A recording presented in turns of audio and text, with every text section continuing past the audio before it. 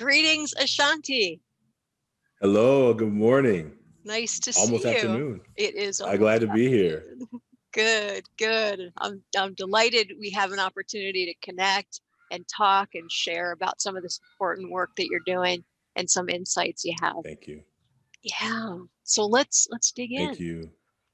All All right, right. let's So I'm get going it. to start with a brief bio. I know there's a lot more that you could say and we could say, but we're condensing it a bit here. Ashanti Branch was raised by a single mother on welfare in Oakland, California, and went on to study engineering at California Polytechnic. Did I say that correctly? All right. Yeah. We just call it Cal Poly. Cal Poly for short. Cal Poly Go, in San Luis Obispo. A civil engineer in his first career, Ashanti found his passion for teaching while tutoring struggling students.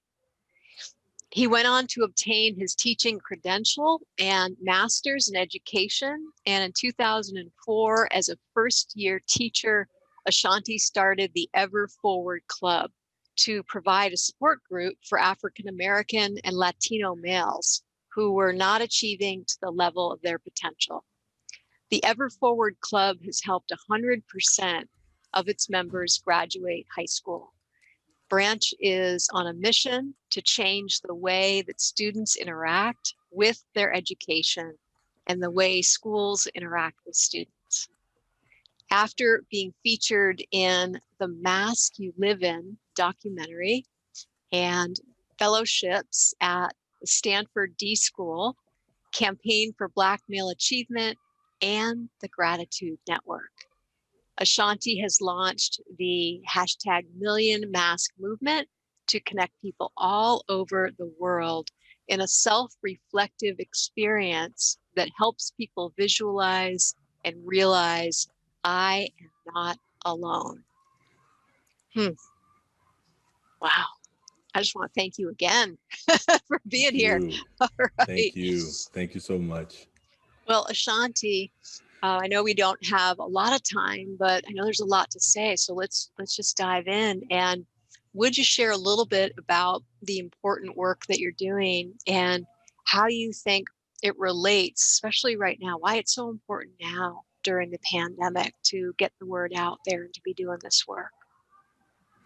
Yeah, thank you for that. And I was writing some notes actually while you was reading the bio, because even though it's my bio, like it sometimes sparks some thoughts in my brain around that statement, which sounds so simple, is so there's so many things behind it, right? Mm-hmm. Like the one thing I wrote down was who are not achieving to the level of their potential, right? Who are not achieving to the level of their potential.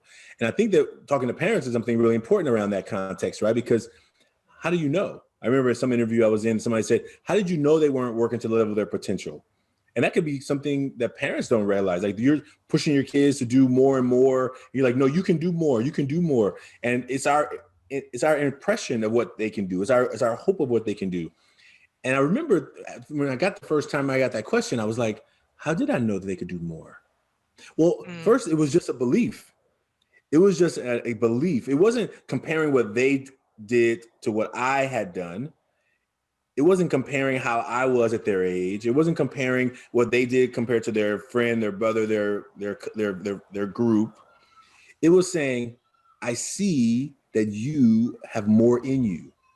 I only see it because I don't see that you are giving everything that you had, right? And I could be wrong. I was always willing to be wrong in that. But what I wanted to hold them to is an understanding that I had high expectations for them. And not only did I have the high expectations for them, I had high support for them, meaning I'm going to hold you to an expectation that's a little higher than where you're at right now. And I'm going to help you get there. And maybe you say, I can't get there. And I'm like, and I would be okay with that. But I want you to be in the journey of going after it because I can see it in you. And sometimes I think we just need to borrow the belief of people who have belief in us. Sometimes we may work only to the level of what's easy for us, right? I think what I see young people, a young man who I'm mentoring right now, who went to this really elite school, right? He went from a middle school where he was the top of his class to where all the top kids went to this one high school. And now where are you going to be? The definition of a bottom, that there has to be a bottom because there's a top. So if you come from being the top at your middle school, and now you're in a high school where everyone was the top in their middle school, now what happens? Somebody's going to land somewhere. And if your identity was locked into, I have to be the best, if that is how your identity was from growing up and you're no longer the best, like somebody at that school of all the elite middle schoolers are going to be at the bottom.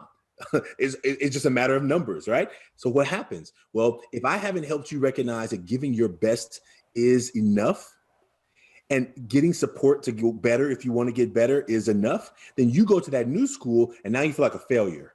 Now you feel like you are not worthy to be there. The imposter syndrome may kick in. A lot of things kick in because you were the best. You got into the top school and now you're wondering, who are you?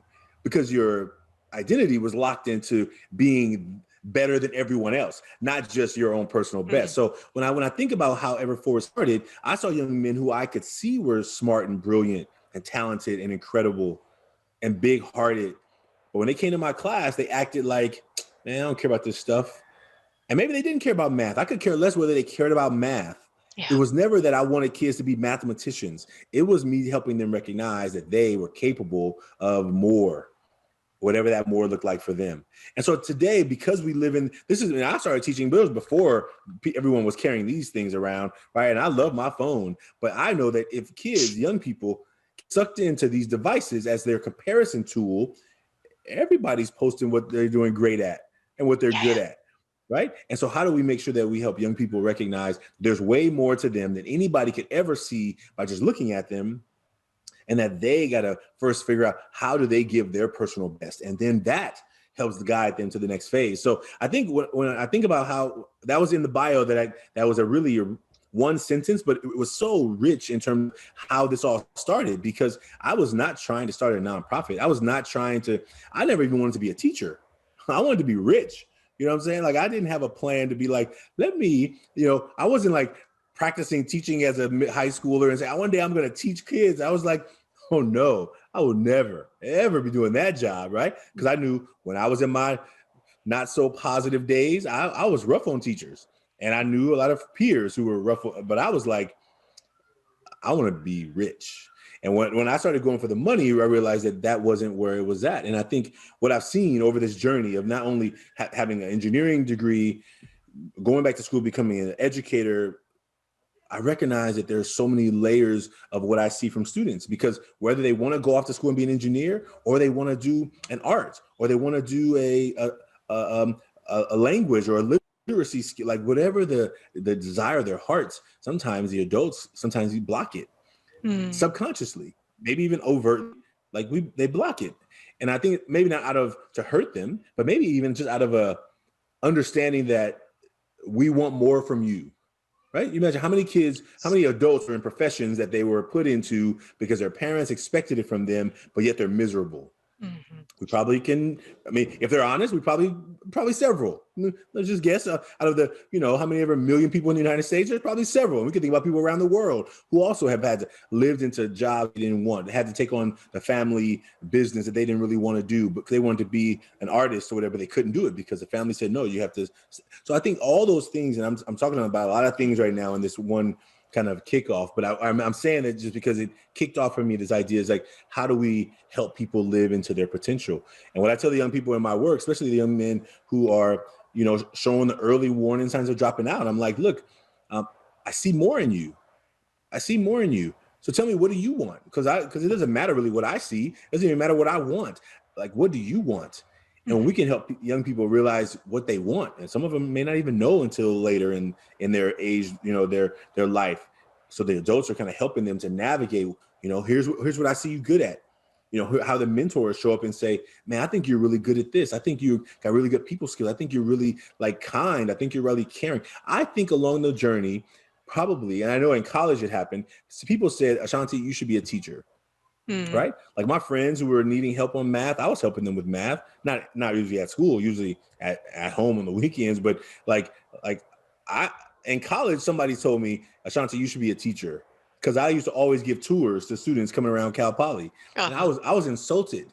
I was actually insulted that this person would say to me, an engineering major, that, hey, you should be a teacher. You know why? Because teachers aren't respected in my community. Like not like engineers. Hmm. Like, right? I mean, unfortunately, I mean, maybe in some families they are, but as a whole, like teachers are seen as this noble idea. You know, I met our former Secretary of Education, Betsy DeVos, at South by Southwest, and she said, I was telling her what we were doing ever for. She's like, "Oh, that's so noble of you." Hmm. I know what that means. I know what that means because I wasn't always in this profession. I was like, that's not what. Okay, thank you for that comment. But ultimately, I'm talking about like this is important work. Like, why don't we like? I'm all over the place. Why don't we treat teachers like a serious profession and pay them like a serious professionals, right? And I say that because our kids right now, and those especially those that are learning from home, are going through it. Not only are kids going through it, our teachers are as well. And so my work is really about helping build people's capacity to not only be well, to take care of their own wellness, right? Because and it's not I, easy. I'm gonna say it's not easy because I'm also a student of still trying to figure out how to take care of my own self in that way, you know. mm-hmm. So yeah, that's my intro. That's my brief intro. No one is ever going to accuse you of not being passionate about this topic, are they? No, no, sir. It's from my heart. It's I from can tell it's from your heart. Yeah, yeah, and I think that even more than from the heart, it's it's what I wish that my community had under wraps. I wish that they value not only saying they value education for all young people, but in the actions that it also showed up, right? In the policy, it also showed up. In the where things are allocated and funds are put together, that there it showed up. I think that we have a lot of work to do. And so my work in this in the masks, right? And that's where it takes us to the mask, right? I started Ever yeah. Forward Club as a first year teacher because I was thinking I was doing a bad job with some really smart students. I'm like, hey, you're too smart to be failing my class. Like, you're not an F student. You're not a D student. Why are you barely passing my class? Well, if they didn't see more out of themselves, if no teacher before had grabbed them and said, you are supposed to do amazing. And imagine in high school, everyone can get an A. I mean, I don't have no rules in my room that can only give out this many A's and this many. If everyone earns an A, everyone earns an A. Hmm. But if you are not even earning the bare minimum, then it means a teacher, first I got to be like, are you trying your hardest? And if you are, how do I help you in a way that's going to support you to do better? And if you're not trying your hardest, I'm saying, why are you not just giving the best that you can give? And so I think that that's how it all started. But the mask came up about me helping young people realize that there was so much more going on that I could see. Ever Forward didn't start because I was thinking, let me start a program as a first year teacher. Like I have more time on my hands. I was tired, exhausted. I was working way harder as a teacher than I ever did as an engineer. And I was making 3 times the money. Like I just didn't understand. I sometimes had to ask myself, what's wrong with you, Ashanti? Like, is there something wrong with you? Like, are you, let's just think about this for a minute. Like you chose to, first of all, be broke financially, and like you're failing, like, you know what I'm saying, you're not even helping smart kids pass your class. Like, what, maybe you should go do something else. Maybe this is not really for you. But it And I was a realized calling. it It's a was a calling, calling. right? Yeah. And that's how Ever Forward started. I told these young men, look, I'll buy you lunch once a week. In exchange for lunch, you teach me how to be a better teacher. Like, what am I doing wrong? Because you're smart, and I think I'm smart. And that's how it all began, this journey of Ever Forward, me helping young people, help me see that I saw more in them than they were seeing in themselves, and that I wanted them to know that I believed in them, and I also had high expectations for them. I had high expectations as just as their teacher. I didn't have anything beyond my job is to teach you, because I could hold the context. I'm teaching, you're not learning, it's your problem. I could hold that context. I taught it. Other kids got it. You didn't get it. It must be your problem. But that didn't fit. That never sat right with me. So my job was to say, what am I missing that what I'm saying to you is not reaching you in the same way? Well, if you got so much life stuff going on, who cares about the Pythagorean theorem if you haven't had a decent meal, if you haven't had anybody ask you in the evening, how's your day, and really mean it? Like, if you haven't had the nurturing and the basic needs that Maslow says on the hierarchy of needs, right? Which is just belonging and food and safety and shelter. Like, what if you don't even have the basics? Yeah. Then how dare me think you're going to be self-actualized to be a powerful student? How dare I expect you to be thriving when your basic needs are barely being met, if at all? Mhm. And now that we have students who are not at school, they at least, we knew that in my community, we knew students were getting at least, one meal that was, as quality as it could be in the context of school meals, right? But also that there was people who could see if something was going on with you a little bit. Even though you got good masks, they could see that there was something going on. They could just check in with you. Hey, how are you? Sometimes just being asked that question helps to provides a little bit of relief. Is that where the masks come in, Ashanti? Is that a part of the work? Yeah. Would you talk a little bit about that? Yeah. So the mask came about, the actual activity. Like I had been thinking about it for a while, but I didn't know I didn't have an activity around it. So when we were asked to be featured in the documentary, The Mask You Live In, we were realizing that I knew the young men they were going to come see were not really opening up. They were not talking about what they were really going through. They were not being necessarily being very honest in the circle. Because in our circles, we all check in. Check in as a number on a scale from 1 to 10. How are you feeling? How are you doing? Everybody's a 10. Everybody's a 10. Maybe 1 9 over there. Everybody's a 10. Now, because I'm the dean, I know all the referrals, the suspensions, a lot of the drama. And I'm like, these y'all not 10. That's not 10. That's not the best that it could be in your life. Please, I don't understand. But in front of each other, they had to keep that image up. Okay. And so the day they were going to come film, I was like, they can't just come film us with a bunch of young men lying to each other, because they're just going to be lying to each other. That's what they, I'm a 10, I'm a 10, I'm a 10. And so I said, well, how about this? What if they don't have to talk about it? Because what obviously is happening, they're afraid to let each other know that they're going through some real stuff. And in my office 101, we jump into the heart of the stuff. I don't have time to be playing games with just asking you why you're late and all that. I'm like, what's going on? What am I missing? So we go deep. So that's in front of me 101. But when they're in front of each other, it's like, there's nothing wrong. Everything's great. So the idea of the mask was like, what if I just have them write it? What are the things about yourself that you gladly let the world see? That's the front of the mask. That's what we let people see. This is before masks was a political thing or a protection thing. Safety, Not personal protection masks. I'm talking about masks of emotional disconnection.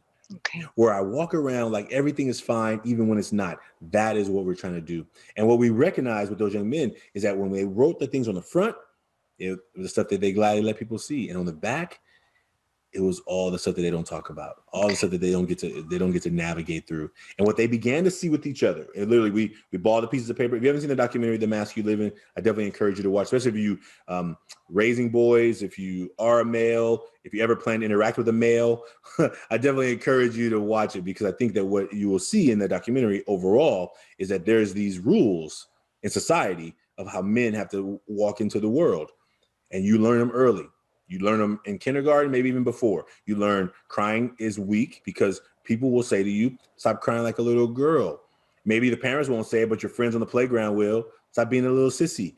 And if you're a boy who thinks wants to be a boy, then that doesn't feel good. And so you're going to do whatever it takes not to ever be called those names. So, which means that I'm going to ignore what I'm actually feeling to do what I need to conform to society to be accepted in this body that I was born into.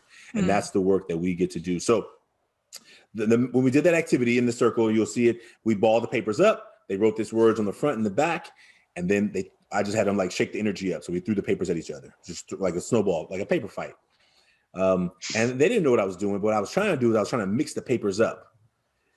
And so I told them at the end, I said, hey, pick up a piece of paper. And then we opened it.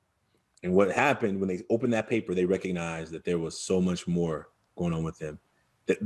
Wait, this is not my paper, but this is kind of like my words. And with and to recognize right away, like you just saw the energy in the room shift. You saw some like faces get really like eyes open wide, like, wait, whose paper is this? Like, how is somebody in here going through this? Because all I see is what people let me see, which is everybody's doing fine, what they say on the outside, and there's so much real stuff. And so this movement has grown, right? That was the first time we did it with 8 young men. I wasn't trying to create a global movement.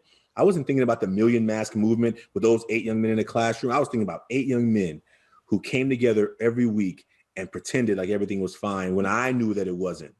But when my job is in the circle is to hold space for them, to make sure they know that that I see them. Okay. And if they're not willing to open up, then they're not going to open up. But after that session, they all recognized we just been pretending to each other. And our sessions got deeper and deeper, but that meaning, that moment was just watching young men drop into, and I was like, oh my goodness, this worked. I had a couple of other ideas, but I don't know what they were at the moment, because I was like, if this doesn't work, what am I going to do? Because the cameras are going to be rolling. We're trying something we've never done before. I've never gotten them to open up before. And when it worked, I was just like, oh my goodness, I had no script planned. I was just kind of going from my gut. And what I told those young men, I said, listen, we got to have a way of dealing with the stuff that we're pretending we're not dealing with. And that's how the Ever Forward Club began to take the next level of our work, because we started back in 2004, but this is like 2013 when we're doing the filming. And what we see is that even though our work began a new inflection point around these masks. And so we set this goal. Now our goal is to collect 1 million masks from around the world. So far, we've collected over 50,000 masks from 19 countries. Wow. And what we see, people can go, the website is 100kmasks.com. They can go there. They can create a mask. It's digital. We got an award from LinkedIn. That was the LinkedIn Compassion Award that helped us to, get that site built. Mm-hmm. We're actually working on the second version right now, the new rollout, because we recognize that, and this is pre-COVID. Pre-COVID, we created the digital tool because I knew that there were other people around the world who wanted to participate, but we couldn't mail them cards. Normally, there were cards. I'm gonna show you a sample of a card. We started with pieces of paper, and then we was like, well, we got to do something more compact because I got papers all over the place, and I was collecting all these masks. Then we built out this tool, which was a card, which has the instructions, and then it has the place where they write the mask, front of mask, back of mask, and evolution, right? And now the digital tool allows people to make their masks online. And here's what we know about, and I know that we're talking about parents, but I want to make sure I get it to support. And as much as I can help the parents in whatever way possible. Here's what I've seen in my own work. This is before the mask was a big part of my work, when I was, raising my godsons, is that they want to be heard. Like, I've had several conversations with one of my young men sitting on the kitchen floor, just upset that I won't let him do X, Y, Z, and wanting to be in a dialogue. And sometimes I had to decide, do I want to be in this dialogue with you? I really don't. I don't want to discuss it. The answer is no. Why are we discussing it? And I realized that it was more than discussing the no. It was discussing the root of what he felt I was being unfair about, and me listening to him, like, have his side and tell, like, his part, and me saying to him, well, we had an agreement, that you were going to do X, Y, Z, and you didn't do X, Y, Z. So therefore, what if I let you do this without you doing your part? What does that say? That says that you believe that the next time that I should be also letting you do it, right? And that's just a specific one example, but I'm saying, like, let him be heard. I was exhausted. I was trying to get dinner ready. I'm like, I don't got time to be talking to you right now. Would you? But he was like in this mode where he just wanted to be talking. And you know what? When I can get you talking, I better take advantage of it. Because here's what I've seen. I've seen young men shut down and not talk and disappear and go inward and be a place of, like, emotional disconnection. And what we need is more young men who are able to speak from what they feel, what they're feeling. Even if I don't agree, can I allow you to feel what you feel? Can I allow you? And maybe sometimes I don't have the patience for it. I'm like, look, you're going to stop talking right now. I'm going to walk away because I don't want to hear it from you anymore. I'm clear about those days too. Like, some days I'm not willing to hear any more of this nonsense, but some days I'm just really curious. What am I missing? How did I become the one who is unfair right now? Right. And the dialogue allows us to go into a deeper place of conversation. So anyway, the masks are really important. And I think that when he's willing, I'm talking about one of my young men, my godsons who I was raising, when he was willing to take off his mask, then I got a chance to also tell him how I felt about him not doing what we had agreed on, right? And to be able to have healthy dialogue around that made so much difference. And even though the answer was still going to be no, and he was still going to be mad, he could understand, at least if he was willing, a little bit better where I was coming from. And maybe sometimes I realized, you know what? Maybe I didn't think of that right. And I had to have enough control over my ego to say, it doesn't make me less than the authority figure but also how do I want to have this dialogue, right? Not just that you wore me down. Like as much as we as parents know our kids, right? They know us. I mean, as long as we've been watching them, they've been watching us, right? So it's kind of a two-way street, even though we think we're just smarter, right? I tell young people, I don't think I'm smarter than you. I just think I've had more breaths on this earth Yeah, than yeah. you, and I made more mistakes than you. So I'm seeing a situation, and I'm seeing all the mistakes I've made, and I'm trying to hopefully help you not make some of those, but also how realistic is it me to protect you from all of them? It's not really realistic. Maybe even it's actually endangering you by trying to make sure you make no mistakes. So therefore you go out into the world and you think everything is supposed to be created in a path that never has anything, that you never fall over the edge when, and I don't say fall over the edge, it's probably more graphic, more like you made a mistake that could potentially create discomfort, right? Like, I mean, every Yeah. mistake doesn't have to be, that tragic. But if I'm trying to protect you from any mistake, then what happens when a real mistake happens and I'm not there to help you? What happens when you go off to college and now you have a situation and I haven't like scripted your next 18 days of steps, right? Like, then you maybe feel like you have no way of doing it by yourself. Yeah. Right. And especially if I haven't told you that I'm dealing with real stuff as an adult. You think because you become an adult, all the problems go away? No, drama with friends happens as an adult or a kid. Drama in family happens young or old, right? You may have different ways of addressing those dramas, but because you have more experience now, but they still come. Having a job doesn't make problems go away, right? Absolutely not. No. Yeah. Ashanti, one of the things, a lot of things are coming up, thinking about the response to all these ideas and experiences you're referencing. What are some of the things that you're finding in terms of parents and what they're sharing with you and what they're struggling with their teens right now? And is there anything that you'd like to, I don't know, put out there with parents that might help us to help our teens right now? Yeah, a lot of parents are reaching out to, our program was featured in on Lisa Ling, This Is Life. And the episode was called Lost Boys. And it's just it's a rites of passage event that I volunteer at. And a lot of parents have reached out since then. I mean, over the years even, but just, in the last several months. And a lot of parents who are raising boys, they just are trying to figure out how to support their boys, especially parents who are raising boys by themselves. Like my mom did the best she could. My mom is not a man. She doesn't know what it means to be in this body. No one ever came up to her and said, give me your bike. Yeah. You know what I'm saying? Like, she never had that situation happen. Other things have happened to her, I'm sure, but that didn't happen, right? No one tested her to say, prove you're a woman. prove it, right? Like I was taught all the time, prove you a real man, prove you ain't no wimp, prove you ain't soft, prove you ain't weak, prove you ain't gay, prove it.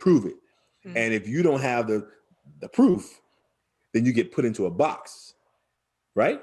And you either get into the man box, which you do what the men do, or you're in the not manly box, which is outside and no one wants to talk to you, right?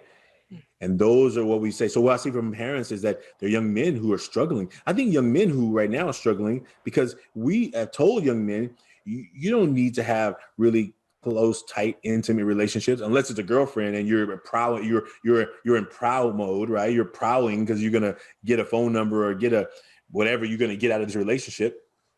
But what about young men who want their friends around, who are really people, who really connect deeply, feeling lonely? But what if you were told as a boy you should never feel lonely? Like, lonely is not for boys to feel. Lonely is what girls feel, right? If you've been told emotions that are real are not really real because they're not manly, then what's happening? Our boys are struggling. Not only boys right now, and not all boys are struggling. I'm just saying, like, what I'm seeing is a lot of parents are talking about my son is struggling. Son and young men who probably could benefit from therapy, who are telling their parents, I don't want therapy because therapy has a stigma, or therapy has a name that means something's wrong with you, as opposed to like therapy is opportunity to talk and get stuff off your chest. What if that's not normal to you? What if you have been told that if you have to go to therapy, it means that you're broken, that you're not fully well? That is dangerous. And so what parents I see are dealing with is young men who are just not knowing how to navigate this time where they're at home all the time. They're not getting to go out and be free as much as they want to be. And so I think we're trying to really help parents. And some of those young men I'll be meeting with soon. We're starting an out of school, circle for boys, for young men, because I think that they just need a space to, as much as we want to go be together and go into the woods and do whatever. I mean, we're trying to do as much as we can right now. And where I live in Alameda County, we're kind of locked down, we're not really supposed to be out except for essential things. And it's tough, right? It's tough. All this energy that's happening in our young men and our boys is trying to go somewhere. This energy, like this testosterone, like if you know about puberty, right? Adolescents, right? Their bodies are getting shot with about 7 shots of testosterone every day. And the testosterone is what older men take to feel young. So these young men are getting it naturally. And it's just like, I want to run, jump, crawl, fly, I want to do something. And they're told to be right here, keep right here. Just don't move out of this rectangle. Now, how far is that? This is about 2 feet. This is 2 feet, right? My schools are saying you got to be on the camera for school. And some schools have realized they can't force that, or is more problems to trying to enforce it. So the kids come to class, they turn the camera off, and they be like, I'm listening to the lecture. And then class is over and 7 kids are still in the room because they're knocked out by the computer. But imagine, here's where I'm asking you to stay. It was hard enough to sit in a desk and not move around a lot. But now I'm supposed to stay within, that's not even 2 feet. And look at my hands apart. That's not even 2 feet. And what's this? This is about 1.5 feet, right? So I'm expected to stay right in this space all day long, 7 periods a day. I gotta stay right here, right? And so what do kids do? They get creative. They I'm gonna let you just see my eyes. I'm gonna be down here, or you get some kids are like, all right, I'm here. You see me, right? Or you get the top of their head, right? You get you get so many different variations of how they try and maximize that space so I can move around, right? That's what we're doing, right? We're boxing them in, right? And so what does that feel like to be boxed in? What does it feel like to be looking at yourself all day long? When have we ever, adults or kids, ever been asked to go to school and look at yourself all day? Right? Yeah. What if you don't like the way you look? Tough. What if you don't have a positive self-image of what you look like? I know in middle school I didn't. If I was in middle school and I had this, I would my camera would be off. There's no way. I had a very unhealthy self-image. Camera would have been off, and if you told me I was going to fail, then I'm going to fail, because I am not going to be sitting here looking at me. Like, I look at you, the teacher. That's what your job is to do. Sitting in rows, look at the teacher. That's what our schools look like mostly, right? You just see the back of everybody's head. I don't have to see everybody's face all day long. I see them at at recess or PE, but I'm just looking at the back of people's heads all day long. And what about kids who really like to engage and connect? And I think that the struggles that are happening are real, but there's something untalked about. And parents may, not have that awareness. It's certainly not something I thought about was, what if you're not liking what you see and you're supposed to stare at that all day long? Yeah, absolutely. And that goes for adults too, right? It goes for adults, not just kids, it's adults too. But but knowing that as a teacher, we have a job, right? So our work is to do this work. So when I see students, half on, half off, up, I'm like, I get it. I got some students. I got one young man. His room is amazing. Like, he got like lights on all around. It's like, what? It's like a disco, but you never see his face. Never you know what I'm saying? Never see his face. But I'm like, dude, tell me where you bought them lights, because I want some of those for my house, right? But you idea, like, I know more about your ceiling than I know about you, right? And this idea that, well, I'm here. You see, my signature screen, but how much am I being seen, right? And I think the mask is about that. It's about, how much. One of my mentors has said this statement to me a while back. It says, it's really hard to be fully loved unless you're fully known. Mm-hmm. It's really hard to be fully loved unless you're fully known. And I imagine that's something that parents can ask themselves. Like, where are you fully known? Where in your life are you fully known? Who knows you fully, right? And when my mentor asked me this, I was like, I can't name really any place that over here I'm known by these things, and over here I'm known by these things.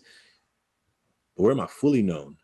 Who knows the good and the bad, right? I mean, I think that there's I want a men's team, so my men's team helps with that. And I think creating these spaces for parents to recognize you're not alone. And whatever you're going through, it sounds like a emergency warning that's happening in around where I'm at. Can you hear any Really, sound? Can you hear it? I can hear it. Yeah. Yeah. Yeah. First, I thought it was Okay. like a vacuum or something. No, no, I think it's No. a citywide. Sounds like a citywide All warning. right. All right. Oh yeah, they're doing it's a blower out here, so they're doing some kind of work out here outside my window. So let me see. Anyway, so welcome to this part of the world, right? Right? Like I don't get to control what's happening outside my window. Yeah. No, I mean, that's I get to part of the territory right now, right? Part of the territory There's right some now, things right? we can control and other things we can't. Isn't that a sign of the times? Yeah. Isn't that a sign of the times, right? I mean, I'm able to go out and say, hey, can you hold off for about 10 minutes on this side? Actually, we may do that. I want to make sure I can make sure that you can still hear me. I'm using a really powerful microphone. So let me I'm going to unplug the microphone and see if that will help the sound for you. All right. Because I know that we have and maybe this would be even amazing just to link in, right? Ooh, imagine what happens when this is what's happening in our world, right? Like our kids are having to craft a screen around themselves that says this is a good situation. And what happens when, I can just turn the mic off if I'm just a participant, but what if I'm expected to answer questions? What if I'm expected to be on? How's it sound now for you? Do you still hear it? I don't hear it as okay. I don't even think I hear it. Okay, no, I can't hear it at all. Okay, great. Yeah, I was using a really powerful mic and I heard it and I was like, oh, you may hear it too. So yeah, but that's part of it. It's part of the journey. Ashanti, the what you were just speaking about before that was, and it was poignant. I think what you were talking about, being in this little box and having to stay in this box, and boys in particular, with all this energy, and where is it going to go? And it's the reality right now. It's not going to change today. It will change, but not today. Yeah. And so right now where we are, it makes me think of acknowledging the truth. Yeah. And what is that like to be in that box? It makes me think about, just even having that conversation. What's that like? And you talked about listening. And I know all parents, all kids have different style, and whether or not that's a conversation they want to have or comfortable having, who knows? But that's something that I'm kind of taking away right now from what you had to say. What's it like right now? Yeah. I talk to parents and students, and a lot of our work is with young people and teachers, and we're doing more work with parents now. But one of the things I tell teachers, I say, you know what, we probably should listen and talk in the ratio of our eyes and our mouth. We probably should listen twice as much as we talk. Yeah. Right. Yeah. And I think that what often happens is that we have a lot of knowledge, and so we want to like spread all of our knowledge, and we're like, blah, we tell them all of our knowledge, and then we're like, well, what do you tell me what's happening with you? And, when we talk about people ask them how they're doing, and people say, I'm fine, right? Are we done? I asked, you answered, and we're good, right? I feel better that I've asked you how you're doing. I feel better that you said fine, and therefore, problem solved. I checked in if you were going through something, but what if fine didn't mean fine? What if okay didn't mean okay? What if you didn't know that what if I didn't know that what you were saying was just a word to keep me at bay, to see if I really had time to go deeper? And so when our young people, we ask them like, hey, how are you doing? Good, cool, fine, okay. I'm gonna show you an image and I'll tell you what happened, what I say afterwards, right? Because this image is on that shirt right there. This is one of our former students. He's an art teacher now. On the outside of the face, if you look on the side, it says, I'm okay. I'm okay. Which is what we often say when people ask us how we're doing. I'm okay. I'm good. I'm cool. I'm fine. But what if okay didn't really mean okay? Like, let's just look a little closer. I'm going to go a little closer. Mm-hmm. Can you see it? Can you see what's happening in between? I'm not okay. I'm not okay. Yeah. It's sometimes harder to see, Mm-hmm. And the reason he put it over the mouth was because sometimes it's actually hard to talk about. If all you say all the time is I'm good, I'm cool, I'm fine, I'm okay, people would be like, well, you said you were okay. Why would I? Because sometimes when we're asking how you're doing, we're using it as a greeting as opposed to an inquiry. Yeah. But what if when we ask people how you're doing, we said, no, how are you doing for real? Imagine if we tried that, if we began to stop using how you're doing as a hi, because all we really want is a one-word answer. Sometimes we keep walking while they're asking. We don't really give people time to answer even. It becomes a habit of just asking because it's a formality. But what if we only asked how you're doing when we knew we had time to listen to somebody tell us how they're really doing? So when a young man tells me I'm good, I'm doing fine, I'm like, hey, what's good? Tell me what's good. Because maybe you think Brussels sprouts and liver is good, but me, I think it's horrible. So maybe what you're thinking is good. I'm not here to judge what you think is good. I'm not telling you that you shouldn't think it's good, but I'm saying, oh, I have a different perspective for that. Right. So the idea is that, well, how about we just be able to ask each other and go to that deeper place? And when I'm talking about young people, when we're saying, I am good, I'm fine, I'm cool, then what if they were just testing that whether we were really, really wanted to know? Oh, that answer was good enough for you? Great. Yeah. And so now with my young people, they know if I ask them how you doing and they say good, I'm gonna be like, so what's good? Oh, I'm fine. Well, what's fine? I'm gonna drill down so I'm clear that you're clear that I'm really asking and that you don't have to give me a one word answer. And if all you got is no, everything is good. Nothing is stressing me out. I'm feeling really positive. I'm like, thank you. Because what I want to get from you is more words to make sure that what you're saying is how I'm translating it. Because what if what you were saying was actually, oh, I'm good. I'm good. I'm good enough for this moment for you to know that I'm good so you can move on and keep going because I don't want to go deeper in what I'm really going through. Wow. I have a young man right now who's going through it. And a lot of young men that I know are. So two things that are popping in my mind right now. The other day I was at the marina, and there was a organized bike. This is before the big shutdown that happened. So like a month and a half ago, there was like 500 bikes. Mostly young men. There was some women there too, but it was mostly young men and men riding. I mean, literally, I recorded for 6 minutes plus of like bikes, just like massive amounts of bikes. And I was just thinking, what if all that energy, and then they didn't take a bus there. They had it ridden from somewhere to get there. Like they were in the marina. I was like, what would happen if all that energy is stuck in somebody's houses? Oof. That energy has to go somewhere. It has no choice but to go somewhere. It's going to go internally, or I'm going to try and pretend that it doesn't really exist, you know? And I think that that is one of the things oh man, I'm getting so excited right now. Another thing I just recently saw this quote that says, you know, in the old days, when the king didn't like the message, he would kill the messenger. And that's what drugs and alcohol and other addictions do. They try and kill the message that's coming in. Hey, you feeling something. So we begin, and our young people, we know young people today, a lot of young people begin to go to substances to ignore these feelings that they don't want to deal with, they don't want to address. And so they try and kill the message. What they're doing is they're trying to numb it. They're trying to ignore it. And what we see it has happening a lot. It's happened for years. It's happening more and more as we see. And I think that we got to find ways of helping young people like deal with those things that they're going through in a healthy way so they're not ignoring them, you know? And for the young people who don't want to go to a therapist, they think, no, I'm not going to no therapist, that something's wrong with that. Then what are the other ways that we can support them? Now, I'm not a therapist and I'm not here to give anybody any advice on therapy. So let me just first of all say that. And let me really say, but I am saying that sometimes and I tell parents that all the time, I'm not a therapist. I'm just a mentor. And my role as a mentor is to listen, ask questions, to be thoughtful and caring. But I don't make any diagnosis of anything like that. But I do. I'm a person who is thoughtful and thinks. And I know a young man right now who doesn't want to go to therapy and he may need it. So what do you do? What do you do when a student is saying, I'm not going to go? What do you do? We're not dragging you anywhere, right? But how do we support you?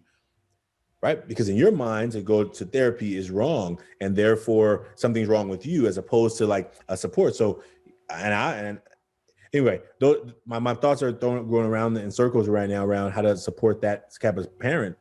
And I just say, maybe being a part of some kind of brotherhood, being a part of some kind of club, being a part of something that's bigger than themselves. I don't know the answer to that, but I do know the one young man who I'm working with, who I'm actually, I haven't even met him yet, but I know that there's been resistance, right? There's been resistance. And I know ultimately for me is that like I have a deep heart for young people who are trying to figure it out, but are having a tough time to figure it out. So that's been part of our work, is just really just supporting young people around this work and supporting parents who really are trying to be the best they can for their child in through the struggle, you know? Yeah. Okay. Well, you are clearly the person to be doing it. You really Oh, are. oh man. And Well, you clearly are, you are special in that clearly you make yourself present for people. That's one of the things I'm gathering in a little bit of time with you, Ashanti, is that you clearly make yourself present and you communicate in that presence your real interest in those individuals, that you want to listen, you see them, yeah. you want to hear them. And that is a gift. Yeah. And I want to be sure to call out that when we wrap up here, we'll have some information if folks want to learn more about some of the things that you're up to. Yeah. And get involved, or maybe see about some of those workshops and so on. So we'll bring that up. Absolutely. And not miss that opportunity. And there's a new documentary that we're going to be featured in. Our work is going to be featured in a new documentary called Beyond Men and Masculinity. And we're doing a screening. Whenever you see this, we're doing a screening on February 13th. It's a U.S. premiere. So they did the world premiere was in Berlin a couple of weeks ago, virtually. And we'll be doing the U.S. premiere. And I'm really excited about that. And it's really just really opportunity for men. But more men, I think, and boys get a space to talk and to be fully ourselves and be human, to have feelings and not be shamed for them. I think we're gonna see a lot of improvements in a lot of ways, because a lot of the areas that are difficult for young men are creating really deep challenges for men all over, and I think, and boys. And it starts when they're young, right? And so how do we keep doing that work? So thank you for making this platform available. I know that probably I didn't give here's a to-do. I wasn't trying to come here and give you a list of to-dos. That's all I was hoping to open parents up to the idea that we are human and that we are also dealing with our own masks. And if our children don't know how we navigate our own masks in the world, it's going to be really hard for them to learn how. And so we're inviting parents, teachers, community people to go into that site, 100kmasks.com, make a mask. Like, just take a moment. Is one picture plus 6 words. That sounds pretty simple, right? One picture, draw a little picture digitally and write 6 words. But what we found is that it's so more than the one picture and 6 words. It's so much bigger and deeper, because it's sometimes hard to even come up with those 6 words, even though it's a very simple task. And so when we ask our kids how they're doing, and we're expecting to have them just flow knowledge and information on us so that we can, right? And we realize, oh, wait, I had a hard time coming with 6 words about how I'm doing them, what I'm letting people see, what I'm not letting people see. We know that there's so much more. It starts with us as the adults, as role models. That's right. All right. Ashanti, thank you a million times over. Thank you. And good luck with all the really important work that you're doing. Yeah. Thank you very much. Thanks for inviting me to be in this space. The only way we're going to get 1 million is we're going to have each person who shares it with somebody else, right? Because I don't know 1 million people, but I'm thanking you for the work you're doing. Thanks for being inspired by this season, by challenge, and saying, look, I'm going to go and try and do something. Like, what if we don't try and fix it all, but we just try and do something? What if everyone said, I can't fix all the problems, but what if I just do one part that I can feel good? Man. So thank you for all you're doing and for having me here today. And we look forward to seeing you at our 1 million mass celebration. And we look forward to being a part of the journey. All right. Can't wait. Take care. Thank you, Nicole. Take care. Bye-bye now. Bye now.